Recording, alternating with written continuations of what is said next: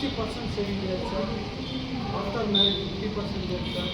After 2 or 3 children తర్వాత 40% saving sir. ఈ system ఎవరైతే కొనసాగిస్తారో ఫ్యూచర్లో అనేది బ్రేక్గా ఉంటుంది సార్.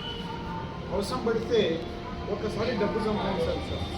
తింటావా తినవా ఉపాసం ఉంటావా అవసరం పడితే మనం తినేటటువంటి 8 రోజుల కొన్ని వేస్ట్ ఖర్చు ఉంటాయి. 3 సార్లు మనం నాన్ డిస్టెంట్ ఒకసారి తీసుకొచ్చి ఆ 2 సార్లు డబ్బు సేవింగ్ చేస్తే ఒక 10 years సేవింగ్ చేస్తే ఇక్కడ కోల్పోయినంత ఆనందం మనకి రెట్టింపు పొందొచ్చు. మన డబ్బు లెక్క ఉంటుంది. నేను అదే సార్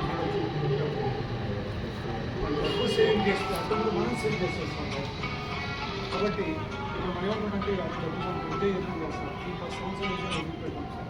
వదిలిపెట్టి ఒక 50 సంవత్సరాలు ఎంజాయ్ చేస్తాం. ఒక 50 లక్షలు తీసుకెళ్ళి మనం ఇదే బ్యాంకు తెచ్చిపెట్టామనుకుంది. సింపుల్ ఇంట్రెస్ట్ ఒక 8% అయినా మనకి 4 lakhs వస్తుంది. డైలీ మన డబ్బులు ఎక్కువ ఉంటుంది. సిస్టమ్